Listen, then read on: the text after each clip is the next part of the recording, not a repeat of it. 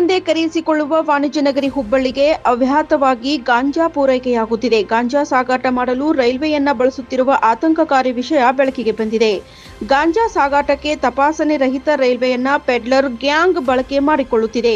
ಒರಿಸ್ಸಾ ಸೇರಿ ಹಲವು ರಾಜ್ಯಗಳಿಂದ ಗಾಂಜಾ ಪೂರೈಕೆಯಾಗುತ್ತಿದ್ದು, ರೈಲಿನಲ್ಲಿ ಪ್ರಯಾಣಿಕರಂತೆ ಸಂಚಾರ ಮಾಡಿ ಗಾಂಜಾ ಸಾಗಾಟ ಮಾಡುತ್ತಿದ್ದು, ಹುಬ್ಬಳ್ಳಿ ರೈಲ್ವೆ ಪ್ಲಾಟ್ಫಾರ್ಮ್ನಲ್ಲಿ 11 ಕಿಲೋ ಗಾಂಜಾ ಪತ್ತೆಯಾಗಿದೆ.